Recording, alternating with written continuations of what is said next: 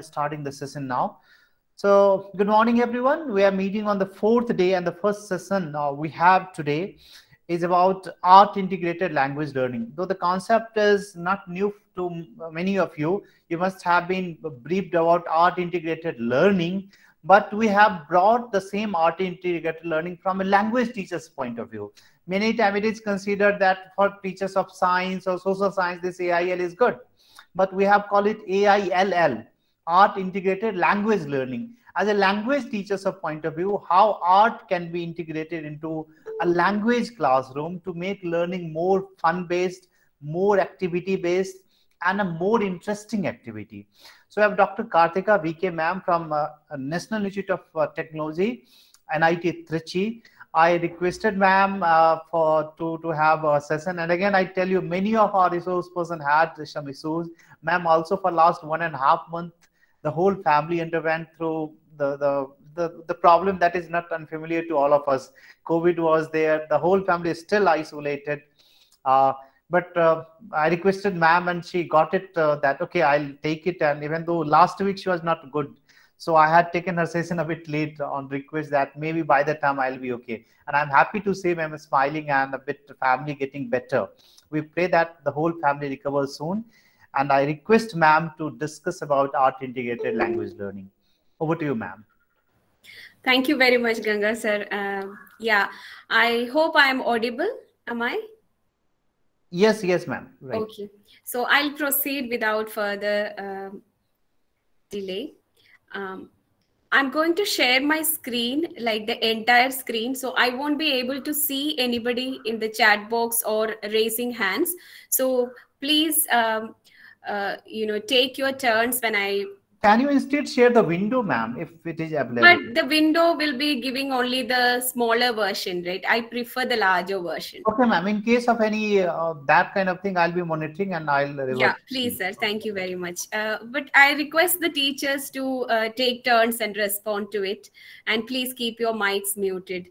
So I'm just going... Yeah. Yeah, Tiwari sir, one request. Can you also look at the discipline of the group, and maybe I can be away for 5-10 minutes. So in that case, you can take the responsibility because ma'am will not be saying anything. So please take care of this. Okay, sir?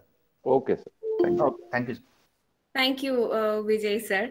So art integrated language learning, I heard from Ganga, sir, that all of you are familiar with art integrated learning. In that case, you can actually contribute to my understanding of art integrated learning. I've been doing this with tertiary level students. As you can see, I work at National Institute of Technology and my students are BTech students largely. Though I teach at MA level, most of my students are BTech ones. I mean, the students who do their BTech here.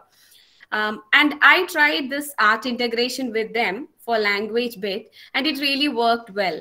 So now it's your take on how this is possible in your levels of teaching, at your levels of teaching at senior secondary or secondary levels of teaching. Let's just see. This is what I plan to do today. I hope, having lost a bit of time, I still hope I'll be able to just do justice to it.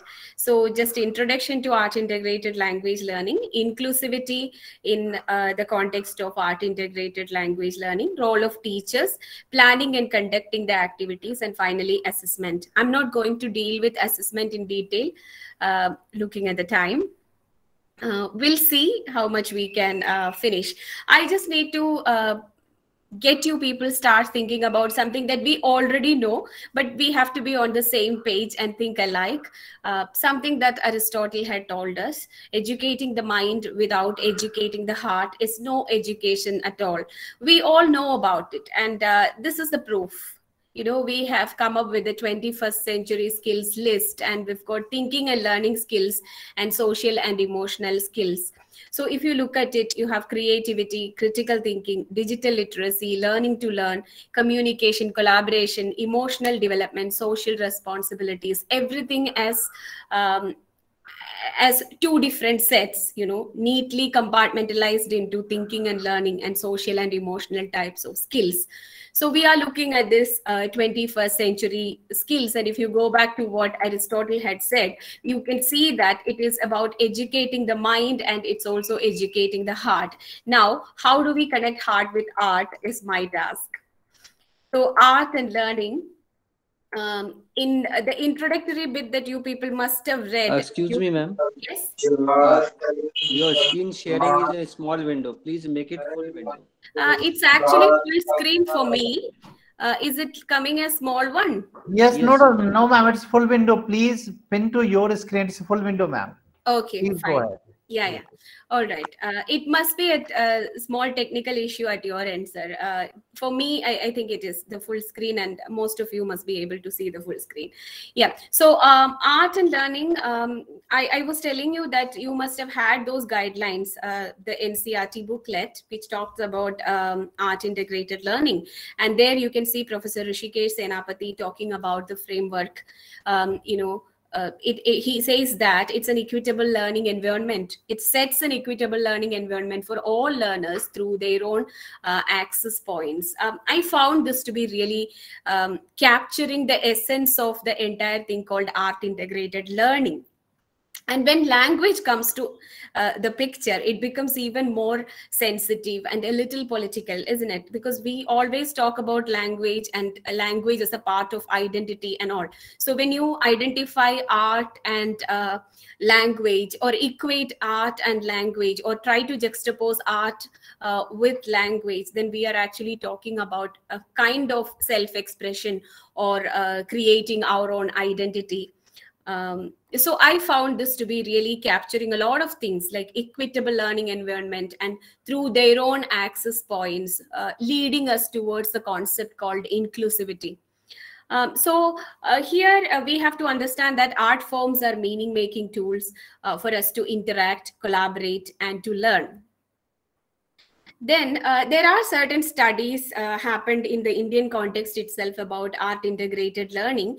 And such studies have found that there were remarkable differences in the school environment after they integrated art into learning, increased level of student involvement in the learning process, remarkable improvement in attendance, advancement in academic achievements, and better social and emotional skills in handling various situations. The last one was very much improved attendance, and the betterment in social and emotional skills were traceable in my classes as well. It's been like more than 6 months that I started with that.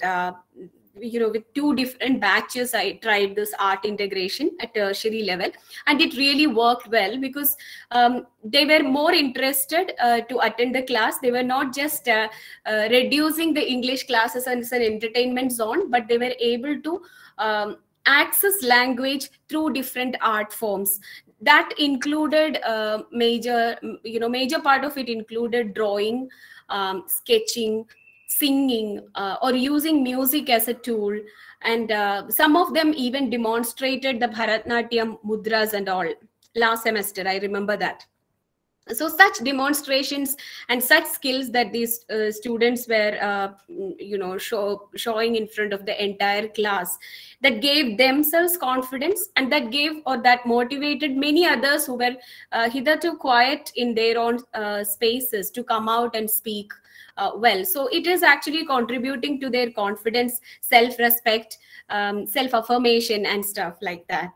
So if you have practiced it in your class, there might be more evidence to that from your end. You can share it with me later if you have any interesting events when you integrated art into your language classroom.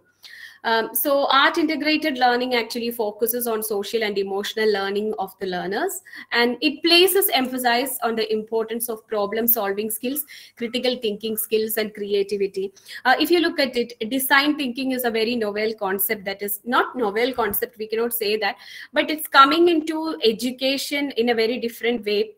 Recently, people have been talking about design thinking mostly in an engineering context or management context, but I was recently working in how design thinking could be part of English language classrooms. And I found that art integration is one way in which we can actually help people, help our students to think about a problem, analyze it from multiple perspectives, collaborate and find out various solutions for the problem, and generate a prototype and things like that. So starting from kind of an awareness raising program about say for example the pandemic.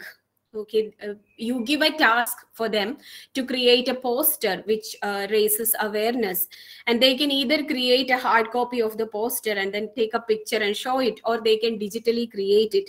And some of them prefer the digital one, saying that we should take part of the environmental aspect of it. So when the same task is given to two sets of students or many sets of students, the way they perceive things are so different.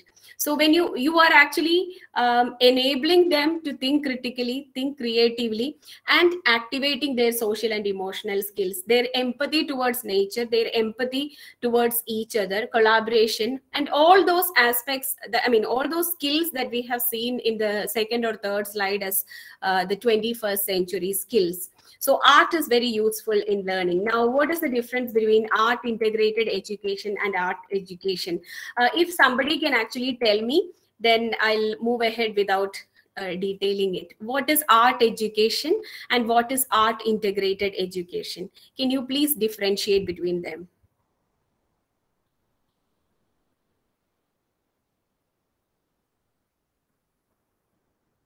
Vijay sir, anybody raising? Yes.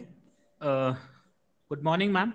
Good morning. Good morning. Ma'am, actually, art integrated education means using various art forms to bring education or to bring the topic or the subject or and make it easy for the learners, and using the way they want it, which will make it very interesting, where you can use various art forms in the classroom, as it has been suggested in your previous slides, that you can use music, you can use songs and various art forms.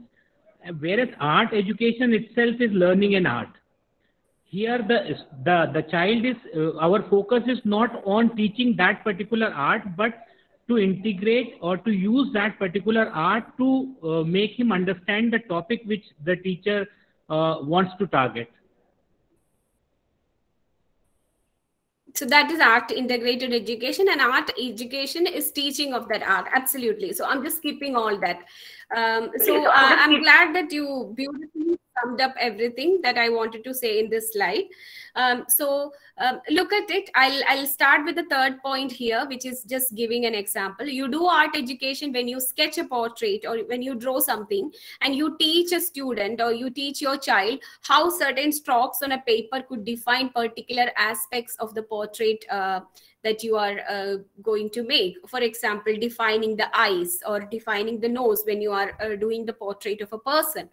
So that is actually art and teaching of art. Whereas, as he said, when you integrate art into education, you are actually making your child draw that portrait by giving measurements and allowing the child to use a scale and compass effectively. So your focus is on how the child can work with the measurements and how that measurements get right, and how the compass is being used or how the protractor is being used. And that is a little bit of mathematics there. If you are a language teacher and you still want to integrate language teaching into this art of portrait making, then you can think of just one example. You can think of many possibilities. Just one example is the construction of imperative sentences. Draw a straight line, then fold the paper to one side. So you can give all sorts of instructions, and those instructions are in the form of imperative sentences, right? So that is one way in which you integrate art with learning, or learning of language or language with art. So it's just about sketching or it's just about drawing. We have different art forms which we will be seeing in this slide, and I'm not saying that these are the only art forms, but I just took some of them as an example. You can add to the list because there are so many art forms. Okay, usually we depend on literature because most of our English teaching is based on getting an extract, or talking about tryst with this destiny, or reading a poem Solitary Reaper, and then based on that we'll have certain tasks and activities and all. So literature is the most known or used kind of art form in a language classroom. You can also, recently with the advent of technology and more sensitivity towards the changing learner needs and global citizenship that we are aiming at, we are thinking about the other categories as well, like visual, graphic, plastic, decorative, performing, architecture, and digital kind of art forms as well. So you have all these: painting, drawing, sculpture, and then some of them overlap at various places, and theater, dance, music, which are pretty effective in language classroom. Being a person who has used it, though at a different level, I can tell you that it is very, very effective in making people getting involved into something and overcoming their apprehensions and anxieties and all, and building up some kind of self-confidence. When it was the offline context, the pre-COVID-19 days, I used to have a small theater workshop at the beginning, conducted by myself, okay, at the beginning of every single semester, so that the students will get some chances to get to know about each other. And through those theater games and other activities, there is a lot more interaction that happens between them. Inhibitions are being taken off, and then lot more collaboration and peer support. The peer support is not in this lame paradigm, like, okay, I saw him copying and I'm not going to tell the teacher about that. Not that lame kind of one, but very very organic kind of support that they used to provide. When they find that somebody is struggling with their presentation, they step in and they help, or they offer significant vocabulary or lexical kind of support when the person struggles with saying something. So I found that it made a difference in the mindset of the students, and with many informal kind of discussions with them, I found that activities like mirroring, I used to do that in the classroom. There were so many shy students. I used to make two of them face each other, one shy student and one confident student. Otherwise, it won't work. Face each other and ask the shy student to mirror whatever the other person is doing. And it is, I thought that it won't work well, but I found to my great surprise that it really worked well. And though there was nothing spoken and it was all about action, just like brushing, combing hair, or putting some earring, whatever it was, the shy person was eventually gaining confidence, enjoying what she or he was doing, and eventually asked for a role reversal. For me as a teacher, that was a big improvement. In the first 10 minutes of my class, if I could get something concrete like that, then I believe in the power of art. And I'm sure that you don't doubt it as well. Now, let's just quickly... Yes? Yes, ma'am. I want to add something here. I haven't adopted this method, but my daughter is studying in class 11. But a few days back, online studies are going on. But I saw her teacher was playing one motivating song before starting the class every day. Yes. That song was sometimes from movies or something like that. Ye mat kaho khuda se, teri mushkilein badi hai. Something like that means motivating songs every day. Yes. I used to think why she's playing such songs. But now I understand that during this pandemic, so many child have suffered from their families and all. So this is now infatuating them, means they like it. Which song ma'am is going to play today. So which I think it story is she going to one tell form. today. Yes, absolutely. Absolutely. I get your point. I'm glad that, even at the online context, teachers are doing it. I do it. Every day I start with a story. Sometimes we listen to music. Sometimes I ask them to sing. They'll bring their guitars because they are at home, right? They don't have to bring it to the class. So we are using all sorts of opportunities that the pandemic has presented us in the form of online teaching. So all that thing can be, and they record it and they keep it for themselves. I have some more things to share with you, and I'm sure that we teachers are full of stories, and you will have so many stories to share with me. If time doesn't permit, please write to me. I'll give you my email address. I would love to read those teacher narratives. So NEP also emphasizes the holistic development of the individuals, and we all know that, and also the importance of sustainable practices. So far we've been thinking about sustainability as a concept when we talk about dams and development or displacement in Vandana Shiva's or Medha Patkar's terms, or Arundhati Roy's write-up.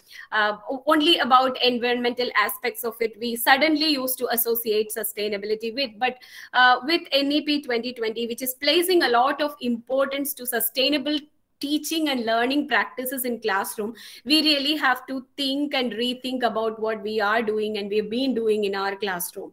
I'm sure that all of us are wonderful teachers and we do magic in our classes, but how better we can just make it to enable what NEP calls as global citizenship of the learners. I mean, that as the means or the end product of all education. So NCF, you know that it also talked about how art is actually an educating means and how it enables the development of all sensory perceptions through facilitating observation, exploration, and expression. So 2020 NEP also views art as forms of cultural heritage. I particularly like this bit. To acquire cultural knowledge and cross-cultural competencies. We may think what is so much about cross-cultural competencies, but India itself is not just one India. There are so many cultures and there are so many languages in India, and we ourselves are quite multicultural within this entity called India. So it's that unity in diversity kind of concept that we are talking about. So it's very important, and many of the students, they don't even know many of the art forms that exist, especially the tribal art forms and folklore bits. They really don't understand at all. Even the art of storytelling is not there anymore for them. Promoting interdisciplinary approaches, cross-cultural and cross-linguistic capability improvement, all these are part of NEP 2020, and these are all leading towards the possibility of integrating art into learning. So now, central concern in experiential learning is the development of higher order thinking skills. We all agree with that. And active engagement in learning activity facilitated by us teachers actually encourage the learners to synthesize the learning experience through observing and analyzing and formulating critical questions about their own learning. See, these are all just, I mean, this is just a fancy statement which captures everything that we do in our classrooms, or we are expected to do in our classrooms. We are supposed to facilitate a learning environment where students can actually observe, be actively participating in their own learning process, and then ask critical questions. You remember the Socratic seminar, the Socratic questions. They should be critical readers, they should be critical writers. And are we actually enabling them? We need to think about it. I remember attending a conference back in 2017 in a college in Chennai, and Dr. N.S. Prabhu was a keynote speaker there. Yes, keynote speaker. And he, in his speech, one thing actually struck me, which he had been talking about, and that is about his Bangalore project and all. He was talking about how children so effectively and effortlessly learn or master English while they read J.K. Rowling's Harry Potter. So their focus is not on language learning. They enjoy the content that is there, or they enjoy the story, the art form that is there. And as part of that, as a byproduct, their language improves. So this is what he said.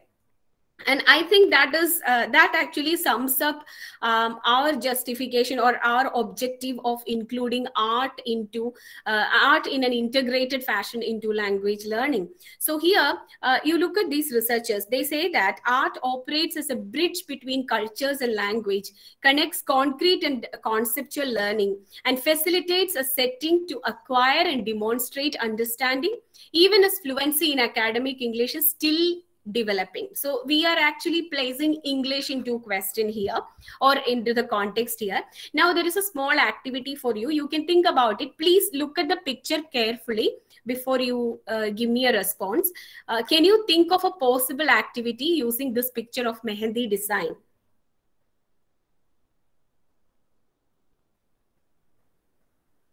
if you have this picture and nothing else in your hand, how would you manage that class? To put it simply.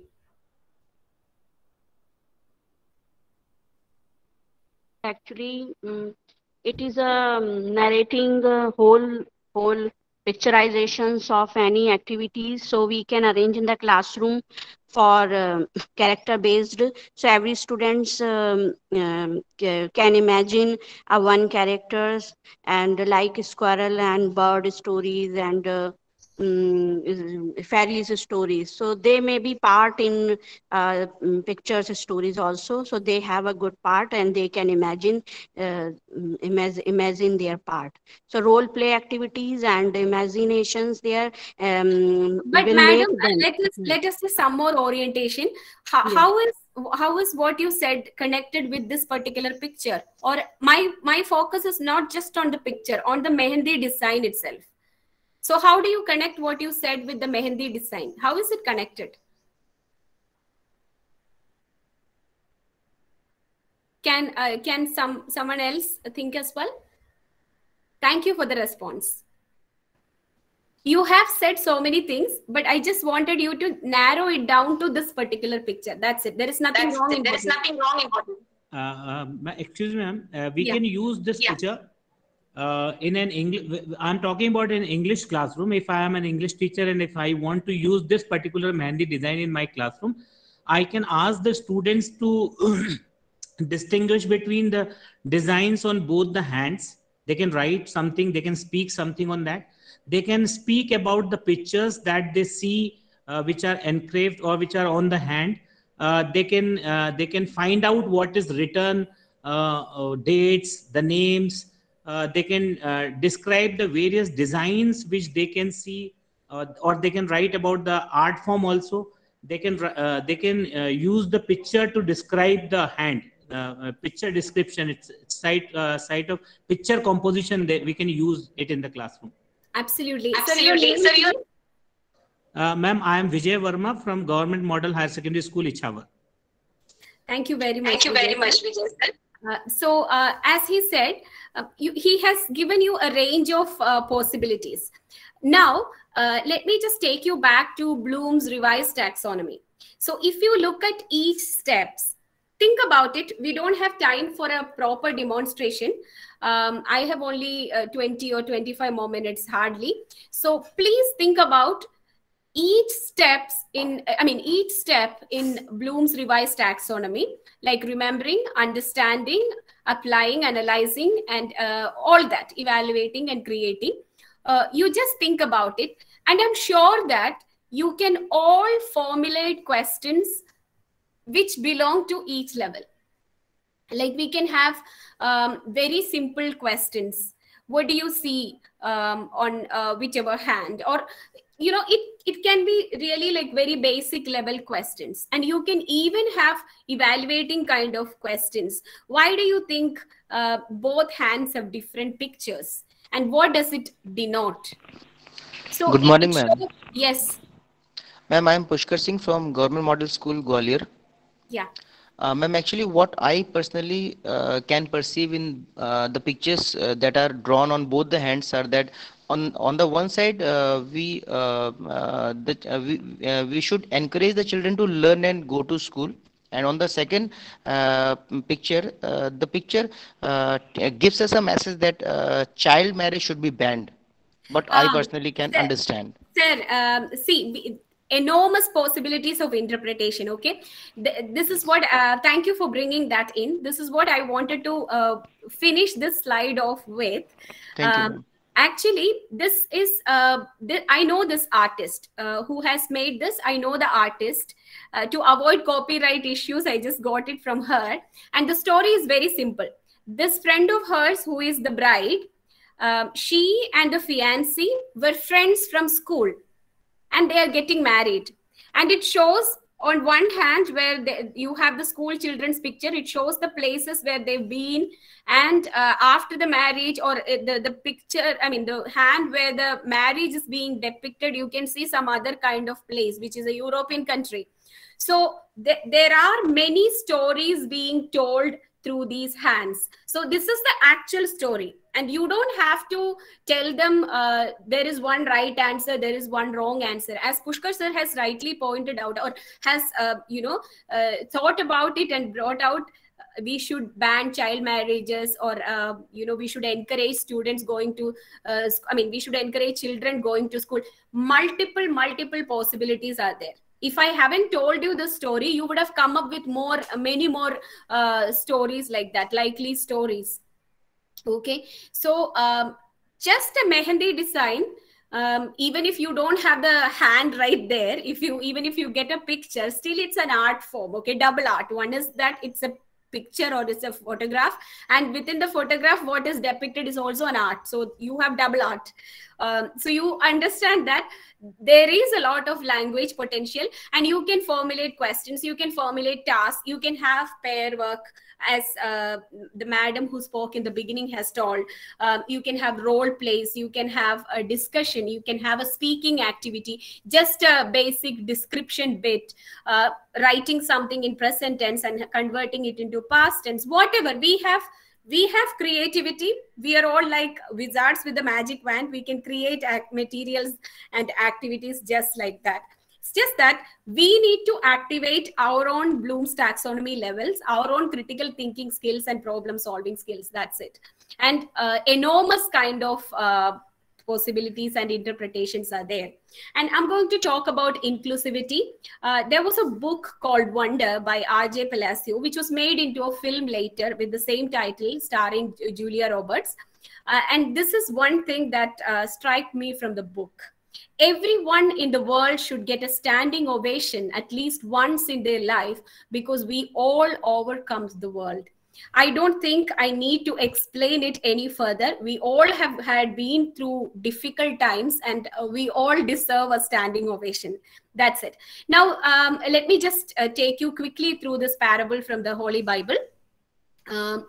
It says that there are people who come for working in a vineyard, and then the person who came the last towards the end of the day also gets the same kind of payment that the persons who came in the morning slot itself got. So the people who worked for longer hours became upset, and they asked the landowner, why did you do this? Because we worked for longer hours and this person came the last, and then just a few minutes before the work was getting over, and you are paying him the same. And why is it so? And he says, am I not allowed to do what I choose with what belongs to me? Or are you envious because I am generous? I don't mind those questions, okay? I'm not worried about that question, or I'm not concerned about that question. What I'm concerned about is the last line that you can see there. The last will be first, and the first will be last. I won't explain it further as well, like the previous slide. Please think about it. What is the philosophical depth of this line? The last shall be first, and the first shall be last.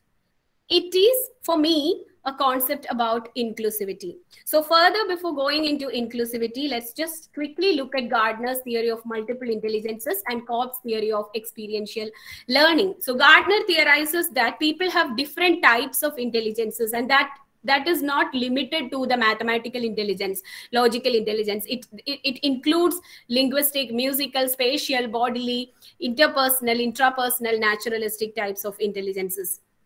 And he argues that as each individual student has different capabilities and different weaknesses, teachers or educators must actually deliver the content in such a way that they address as many different intelligences as possible, so that it would assist students in identifying their strengths and weaknesses.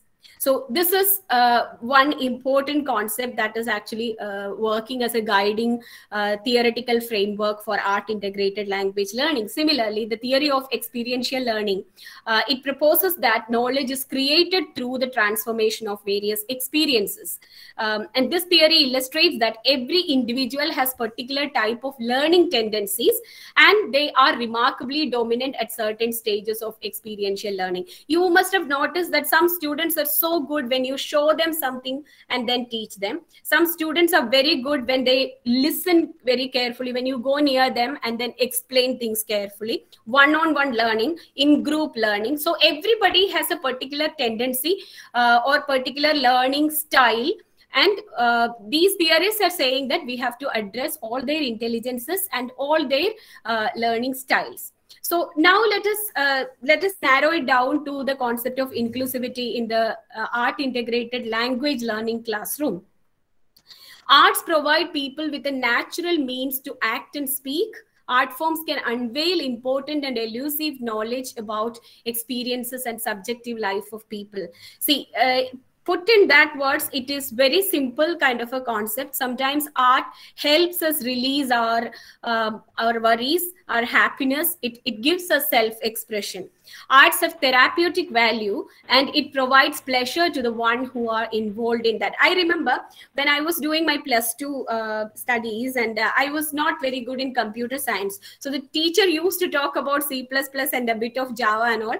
And I was like totally confused. And I used to draw that solid structure, which is like the cube. And by doing that, I was just taking out my frustration of not knowing that. I didn't know that I was actually integrating art into my own learning of C++.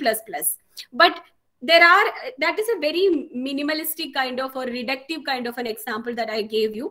But you can think about people expressing their anguish, street plays coming up when there is some kind of unrest in the society and people want to protest. Art is protesting through their artwork or sculptures and things like that.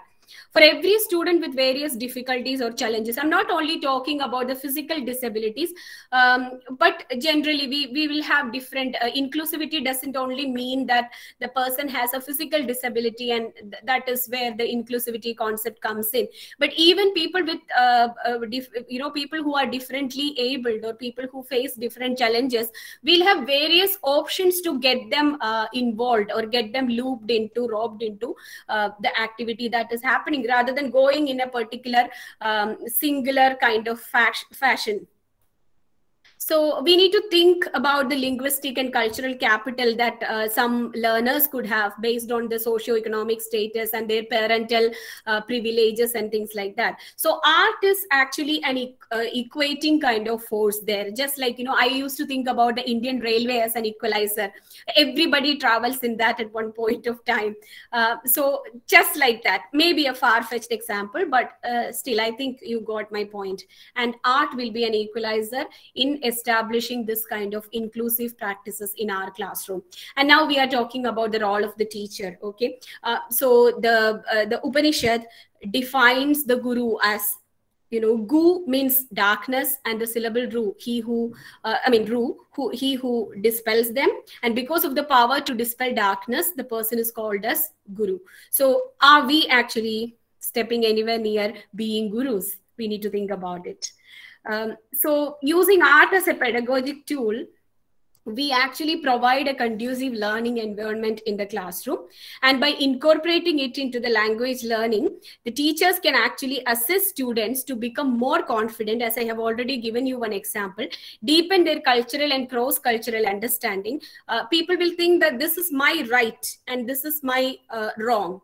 And you're right and you're wrong, I don't care. I had situations in my classroom, even at tertiary level, because BTech students, they go for their JEE, they go through a lot of pressure. And when they come here, they just vent it out on anybody who is near them, because the parental pressure is not there in the campus. So these are all resulting in a lot of unrest and things like that. Through art forms, we can actually sensitize students, and it is kind of a purgation, purgation of emotions in the old Greek paradigm itself. Self-understanding gets improved, communication and cognition get developed, mindset, it will be more liberal, and the outlook will be quite unbiased. So we have all these, the teacher has to be very careful in using art as a tool to, get all these objectives done. And teachers are, usually agents of positive transformation, I would say. And I have a story of a student, Kunal. It's a nickname, actually. This student was the fresher one, and I was asking the students to give self-introduction in the classroom. Remember, they are 17 years or 18 years old students. And everybody started telling their name, where they come from, what languages they speak. And I asked them to talk about one strength, one thing that they admire in themselves. So people were saying all sorts of things. When Kunal's turn came, he was hesitant to speak. He said with lots of difficulty, he managed to say his name and where he comes from. And he said that he's a singer, but he never sang. And he said, I think I sing very well. I said, fantastic. And you never sang. You never got a compliment. No, I never sang in my life. And I said, then use this opportunity, sing.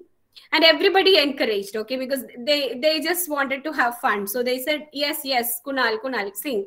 And he said, no, I can't face an audience. I haven't even sung in front of a mirror. I cannot face these people. In Hindi, he was telling me. So I said, come here, do one thing. You face the wall and sing. And then he was shivering. With a shivering body, he came and he looked at the wall and he sang. And you won't believe me, I still have pictures of him singing on the stages. Later, he just came out of that. It was just that moment of breaking that he needed.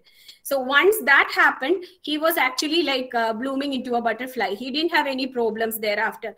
With difficulty, yes, it was there, but with difficulty, he managed to have a small group of friends, keep on talking to them.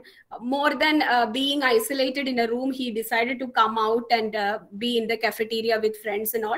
And in another 3-4 months' time, he was into the university's band, and he went to different places for intercollegiate competitions and all. And I was very happy to see that student growing that way. So we all are agents of such positive transformation. And in this particular story, that song and the encouragement that the entire class was giving itself was a motivation for the student. And that was a turning point in that student's life. So I'm sure that all of you will have wonderful stories to say where you played the part of a person who transformed somebody's life. And that is the essence of teaching as far as I am concerned. Art is just a medium there. Art forms have the potential to liberate oneself and one's own self and find self-accomplishment. So again, I think this is a little bit repetitive because NEP again asserts the social and emotional well-being of students. And what you can see is an art form from Kerala. I am from Kerala, so this is my immediate thing that came into my memory. So when we are actually talking about arts in language class, we are not doing it for fun, or we are not doing it because NEP has told us, or some studies in India proved it, or Karthika has told about what her experience was, or you just thought that it worked well for me. But there are theoretical aspects to it. There are philosophies to it. The Bakhtinian concept of carnivalesque, it's a more literary or philosophical kind of notion. It says that through art forms, people liberate themselves, okay? Pent-up frustrations, the build-up frustrations of a particular community seek its expression through arts, and this reinstates their own individual internal peace as well as the peace in the society. So what you see here, that you have different we have different festivals in India, and if you look at them carefully, think about your own context and the festivals that you see around yourself, or the festivals that are not anymore celebrated, or whatever is there in your memory. Think about them and you will understand the concept of carnivalesque. I'm sure about that. Rituals and role reversals in festivals.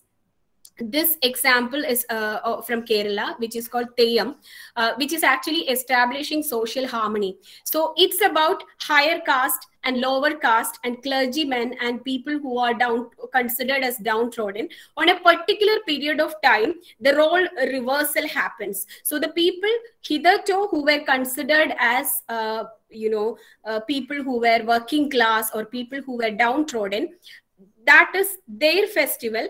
They become the gods. They dress up as God. Look at the ornations that they have got. It's a fierce kind of God. They get transformed into that, and everybody comes and worships. Even the higher caste people, they come there and they worship. There is no hierarchy there. So it's a social equalizer. That particular art form is a social equalizer there. And in India, we have so many such festivals. This is just an example from down south. If you look at the entire Indian scenario, you will be able to find out so many such socially equalizing, harmonizing kind of festivals across India. So bringing art into language classroom is powerful. I was just making a case for that, because we all need to understand the power of it. Only then we can start, using it. There are multiple ways of expression. When you are using language, that itself is very political, I said. So it's not just through language that they get an opportunity. They get an opportunity through the art form that is at hand. Therefore, equity, collaboration, empathy, critical thinking, problem solving skills, creativity, and most importantly, happiness and harmony. And then look at the interdisciplinary area of health humanities. If you're interested in that, health humanities, bibliotherapy, if you go through them, you will understand that physiological and psychological well-being of human beings actually are being influenced by, or is being influenced by certain art forms, be it caricatures, be it cartoons, be it books, be it poems, whatever. So there is a great need of arts being integrated into language classrooms. And when the national education policy talks about it, we need to understand that it is not just another element in it, but it's very vital, and it can actually help us in various ways, and I mean our future generation in various ways. So the role of teachers, it's not very different from the usual role of teachers. We always perceive the role of teachers in one or two designated patterns. That is not the case. Trainer, materials designer, facilitator, mentor, collaborator, assessor, all these roles. Okay, look at Montessori system, Khan Academy, or even Mary Roy's concept of Pallikudam, where the entire teaching, I remember I used to go near this particular college of school of Mary Roy. Mary Roy is Arundhati Roy's mother, you might know.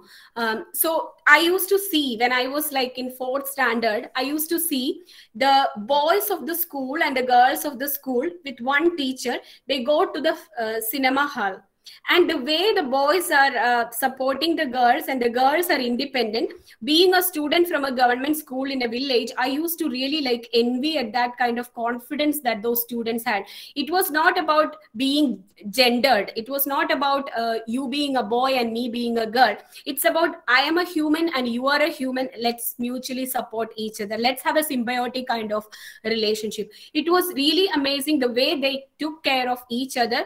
They were protective of each other from the outer world that will be looking at them so strangely, because at that point of time, I'm talking about the 1990s, it wasn't quite common that boys and girls go together. There was a teacher still. So there are people who have experimented with various types of schools. If you have read Toto-chan, you would know the Kobayashi Masters school, the Tomo school. These are all revolutionary concepts around us. Are we able to revolutionize our classroom? That is the question. Now, over to you for a quick moment. Can you just leave aside the portrait, because we have already worked with one portrait. Look at the zebra question. And somebody please tell me, what do you use this particular poem for in your class, in your language class? I asked the zebra, are you black with white stripes or white with black stripes? And the zebra asked me, are you good with bad habits or are you bad with good habits? Are you noisy with quiet times or are you quiet with noisy times? Are you happy with some sad days or are you sad with some happy days? Are you neat with some sloppy ways or are you sloppy with some neat ways? And on and on and on and on. And on and on he went. I'll never ask a zebra about stripes again.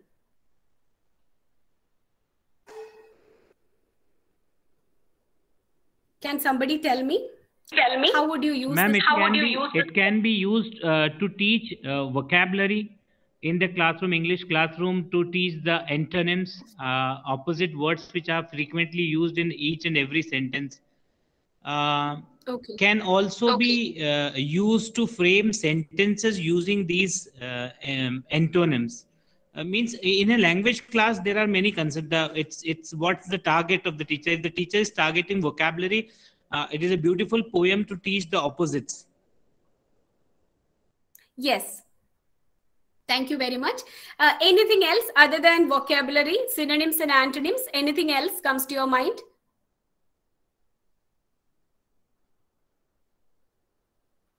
Anybody else? It can be used to frame questions. Yes, no type questions. Yes or no type questions. What is the level up, like the 5th level or 6th level of Bloom's taxonomy questions that are possible? A little more descriptive in nature, critical thinking based one.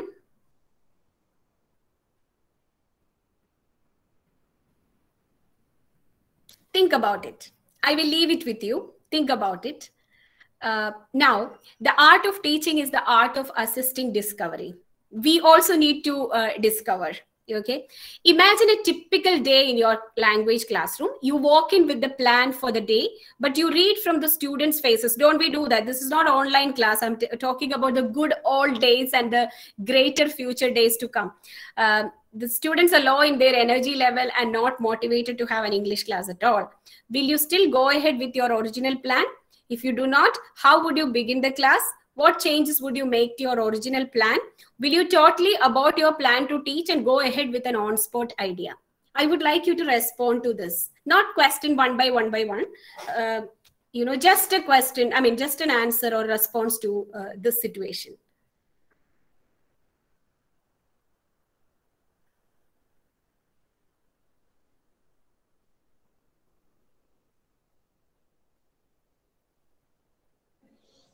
Ma'am, we can if we find that in the classroom the students are very low and they are not in the mood to read or study in the class, we can start with some warm-up activities where we can have some language games where we can motivate the students to be in the mood of to come in the mood of studying, or a game which can motivate them or energize them.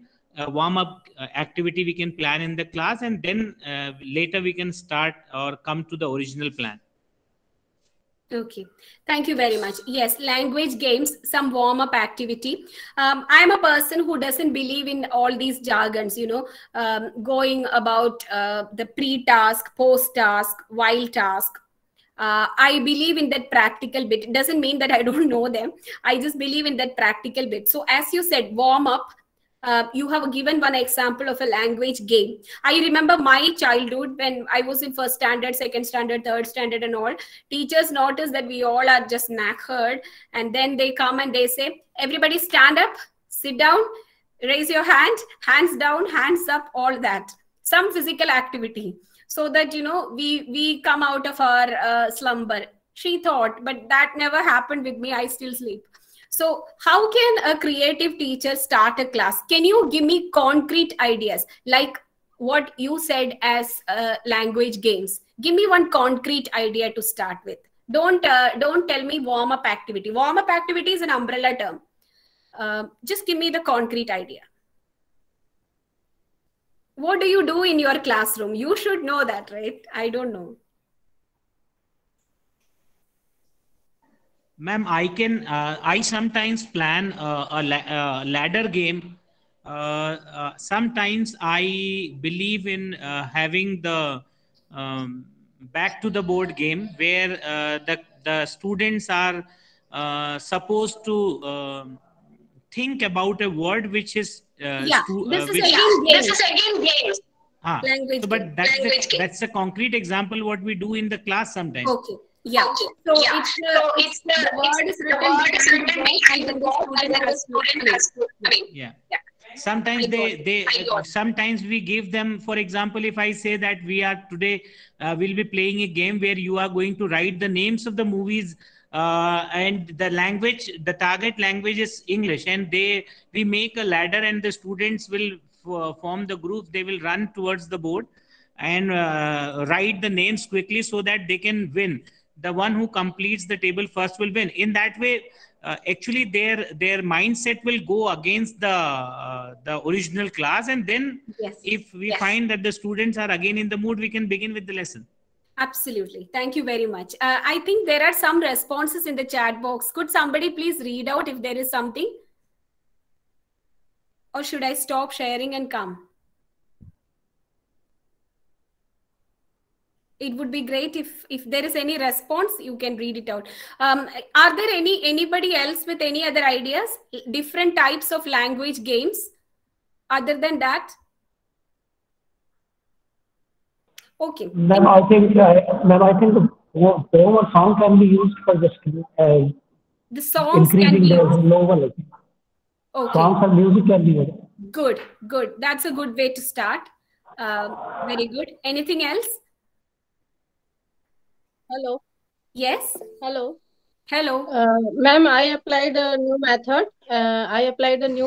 There. Means I was to handle 2-3 classes where I saw the children are not able to understand what I'm saying. Means in every class I have to teach the same thing.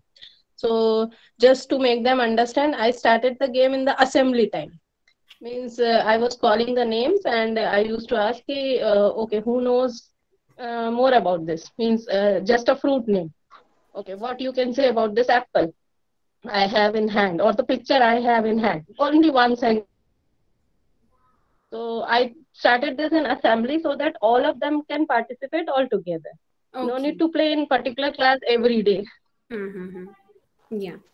Okay, I understand. Right. Some of you said that you do it in a bigger group, and my question was about what do you do in a class, in your own classroom, when you walk in with an original plan. And from your response, I understood that none of you stick to your original plan. You will make some changes, and like the sir who spoke before said, and once you know that the students are excited, motivated, and they are back to their energy level, you resume your plan. You don't abort the plan completely.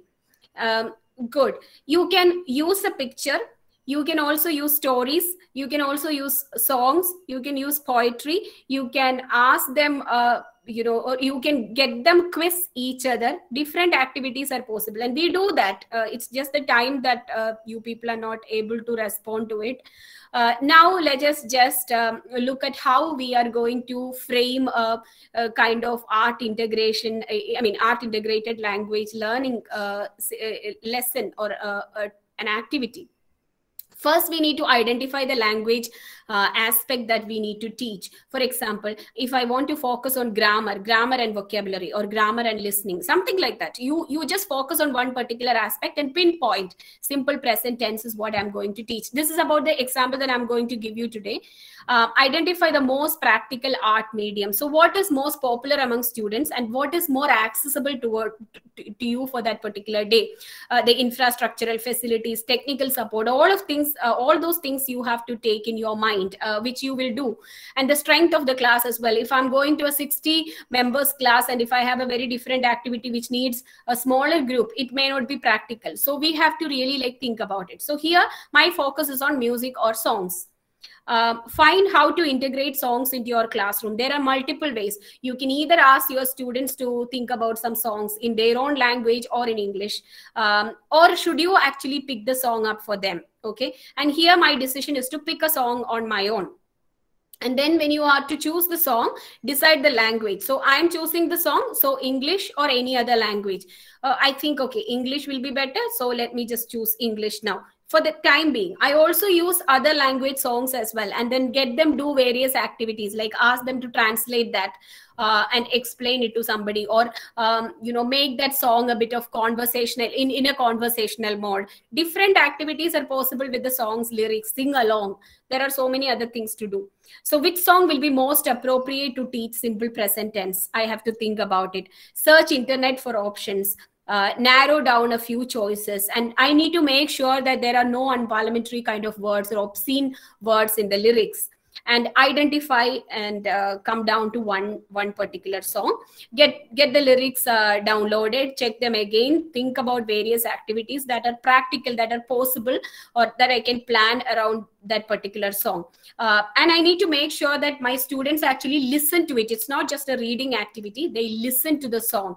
So I need to take care of the technical aspect. How do I play the song to them, and how is it going to be audible to the entire class? Do I have an audio system? If I don't have an audio system, how am I going to do that? Teachers can troubleshoot all the problems. When my audio systems were not working, I used to take it on my phone and make them into different groups and go to each single group and play it to them. That is also possible. We can think about various ways to troubleshoot such things.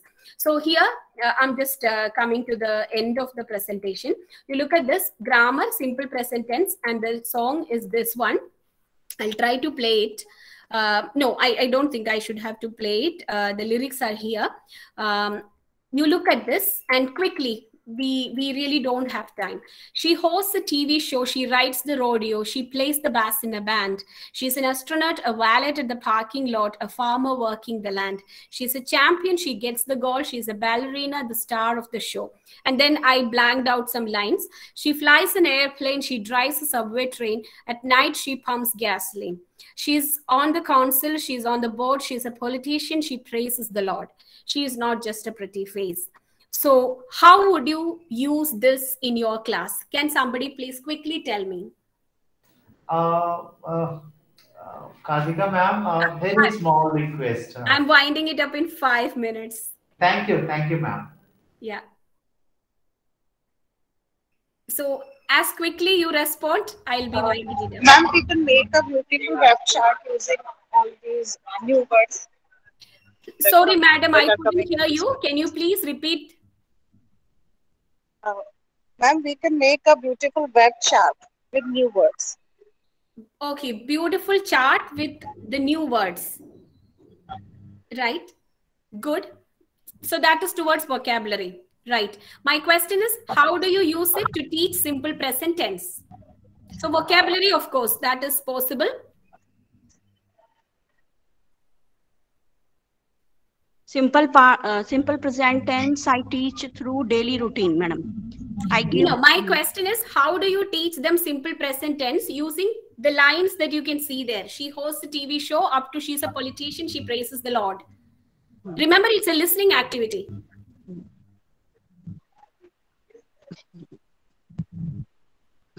Excuse me, ma'am. Yes. We can ask them to find out the words from these lines. Words from these lines. Verbs. Verbs Yes. from these lines. Okay. So you can ask them to underline the verbs from the lyrics. Given lines. Yes. Yeah. That is one possibility. Now look at what I am going to do. Okay. So I do this. With a little higher level students, I do this. Simply, I don't leave that nothing there. I'll just leave a blank there. They have to listen to the song and fill that in. But this is a better idea. Okay. So what I do is, I'll just blank it out. Leave some clue so that according to creation, there is I plus 1, not a lot, like that. All the verbs, I'll just blank out and just leave the clue there so that they have to use the right form of the verb. And then they'll start noticing. So many people will write she host, she hosted, whatever. So it's checking their listening ability. And if they listen to it correctly, they'll write she hosts and she writes and she plays. Okay. So they listen to it and they correctly write it. In that case, what everybody gets it, everybody writes it. You need to check it, get it corrected. And once you get everything done, because you can see that it's third person singular in simple present. You can simply tell them, give them parallels, like what if it is he? What if it is they host a TV show? In that case, what change comes? Like that, you can actually fine tune this particular material into different things. And if you cannot take so many printouts, what you can do is, with the blanks, you can just narrate it to them. So with the spelling, if they need help with, they'll write it down on their notebook, and then you can play the song to them. They can write the correct verb form, identify the correct verb form, and write it there. They won't really know that they are learning simple present tense. They'll just listen to it, and they are just in that race to fill the correct word there. They won't know that it's the correct form that they have to fill. These are all supporting thing, aiding thing. So they just look at it, they listen to it, and they try to fill it up. Then the next job is yours. You correct it, get it rectified, ask them to sing along. Ask them to talk about it, like, just if you have a visual thing as well, it is a beautifully, the link that I've given, it's a beautiful visual as well. And she talks about her mother at the end of it, which is very emotional as well. So that helps students. And you can actually ask, what if it is he? Okay, what kind of changes should come? There is a statement like, she is mother of 3. So what kind of changes will come? He is a father of 3, like that. You can have a lot of activities, surrounding this particular bit. I have to move on. I will. So this bit, we all know that we have to do the assessment part as well. I'll be quick here. The incentive-based learning system, that won't be beneficial. You cannot tell them that there is a right answer, there is a wrong answer. Remember the Mehendi thing that I told you. There is no right or wrong answer. Multiple possibilities are there, and we should let them explore all the possibilities. And according to Starko, he says that 3 characteristics are there for classroom assessment. These are very supportive for creativity enhancement, and they are engaging in complex tasks, designing evaluation activities to move students more towards self-evaluation, and providing criteria for feedback as a source of metacognitive growth. I would have spent some time here, but it's just like not possible. Content, process, and product must be the focus area when you are actually designing rubrics for assessing them.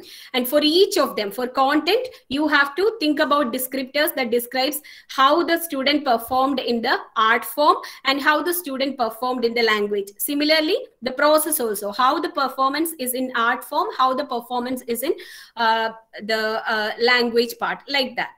And then self-assessment rubric for learners have to be developed and can have excellent, highly skilled, competent developing, because it should be, it should not hurt their morale. So you should actually be assuring when you are phrasing the words, okay? And then the following realms are important. Self-perception. How did I perceive about myself? In whatever simplistic terms, and even using mother tongue or the first language of the learners, you can actually, they should be free to use their mother tongue or mixed chord switching, chord mixing, all of that should be allowed. So these are the areas in which they have to actually assess themselves. How is my self-perception? How do I perceive my creative process? How do I perceive my learning environment? How did I facilitate more learning environment or conducive environment to others? Knowledge generation and acquisition. What did I learn from this task? And what are the new strategies that I learned? And what do I need to learn more? And how do I think about my own my experience of this art integration into language learning? How is it different from the other types of learning? So all these things have to be the areas on which the students are able to analyze themselves and categorize them into excellent, highly skilled, competent, developing. And you need to generate you need to help them to generate the parameters or the descriptors for that. So I'm just leaving you with this thought, which is a guiding principle in my career. Yeah, this is written by Haim Jinot, an Israeli educational psychologist who is a Holocaust survivor. And he writes to the teachers, okay, I am a survivor of a concentration camp. My eyes saw what no person should witness. Gas chambers built by learned engineers, children poisoned by educated physicians, infants killed by trained nurses, women and babies shot by high school and college graduates, So I am suspicious of education. My request is this: help your children become human. Your efforts must never produce learned monsters, skilled psychopaths, or educated Eggmans. Reading, writing, and arithmetic are important only if they serve to make our children more human. I leave you with that. Thank you very much.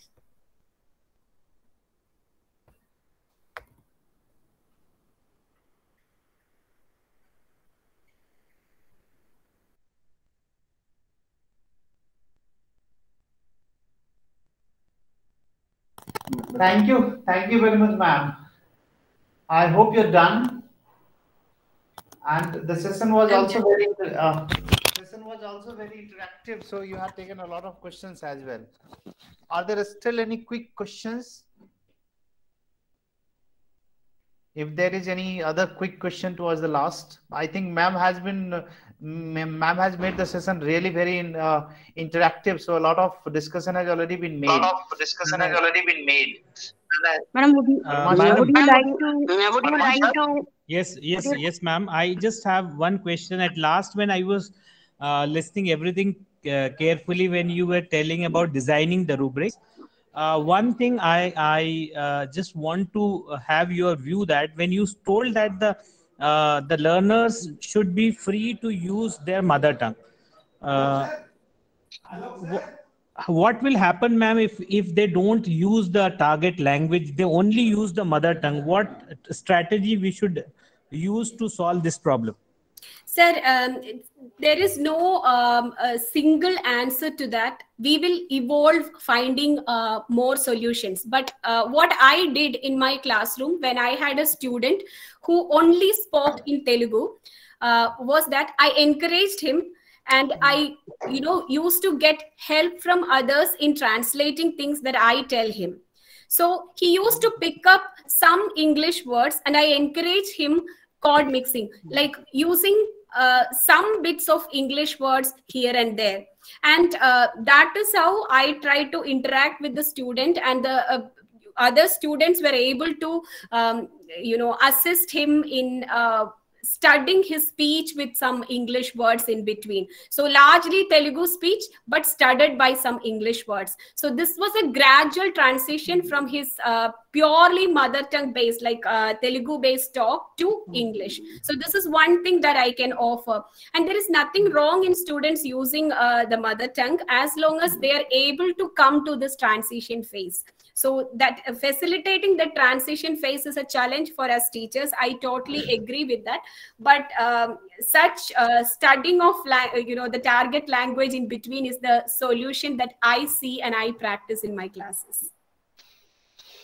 I think yes, right, ma'am. What sir was hinting at is that it was like in your state or at your place, the thing might be different because it was the teacher's point of view of not understanding it.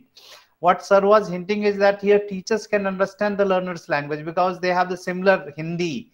So the teachers can understand everything. The problem is how to help them speak English when they speak pure, complete, regional language. They do not use the target language. So how to help them move from their mother tongue to the target language? Sir, it is continuous. I would like to add with Ganga sir, thank you for elaborating my question. But sir, one more thing. Now with the new education policy, now it is also said that you have to teach them in their regional or the local dialect or language. So again, it will become more challenging for the English teachers. Right. Sir, it depends on the activities that we do in the class as well. And I don't think students are so obstinate that they will be speaking only in their mother tongue, which is Hindi or Bangla or whatever. They won't be obstinate in that. It's just that they're not confident to speak in that. So that is where we have to use all these new methods, all these post-human practices of art integration, eco-sensitivity, and all those new things that we talk in theory into the practical situation, where there is a dire need to communicate. And if you think the student is so, I had a student, this particular student I'm talking about, whatever happens, he will speak only in Telugu. because he's not confident and he doesn't have any kind of language capital to speak in English. So we had to really work with him. The peers had to help him with small little words, asking repetition as a strategy. What is your name? So he'll say that in Telugu, say that in English. I had to take a lot of energy and effort from my own part as well. So there are several techniques that we need to use, but we need to really understand that the students are not so obstinate that they don't speak in English. It's just that they think they are incapable of speaking. So we need to break that notion of them saying that, thinking of them that they are not capable of it. You are capable of it. These are the ways in which you can do it. Whatever works for them, we need to really work on. Right. Vijay sir, if you remember that I talked about helping the learners to use broken English with the example of the principal. If you remember that, like you dustbin garbage throw. Yes. Yes, sir. Allow them to speak, make mistakes, but maybe in the English class we can say that this rule of like having instruction in mother tongue and all can be for other subjects, but in our class we can say that as long as you're in English class, use broken English. Maybe in other class of sciences and all, you can try with mother tongue and all. The teacher can also use mother tongue, but allow learners to have some conversation in the target language. Maybe broken English, maybe word level, maybe phrase level, and help them to move gradually to accuracy and other thing, pronunciation and all, maybe a bit later. In the beginning, just have confidence in the language.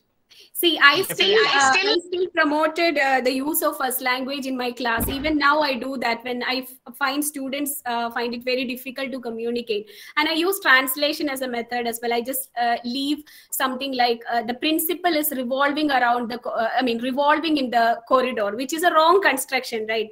There are certain, why are you looking at the monkeys outside when I am inside?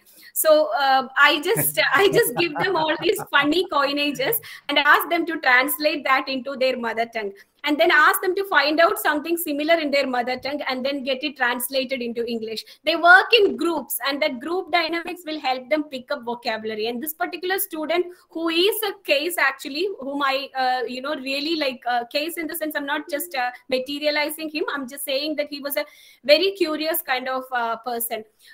So I worked with him with all these methods, and it really worked. I won't completely take off the role of first language from the classroom, but still, yes, I am with you.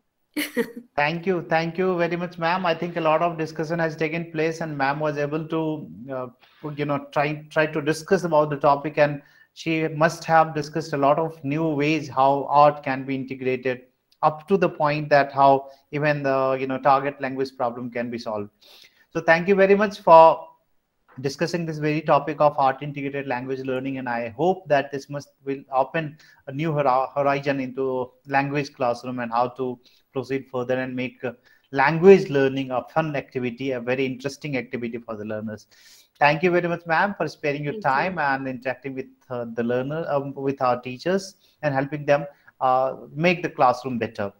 On behalf of all the participants, we'd like to thank you very much. Namaskar. Thank you very much. Yeah. We'll take a short break here of about 15 minutes, and after that, we'll continue with the next session where Jyoti will talk about resources for language learning. So we'll just break for 10 minutes, and we'll be here at sharp 12:15. I think we have already been delayed by about half an hour. Sharp 12:15, all of you must be here. रुको, अरे यार बड़ा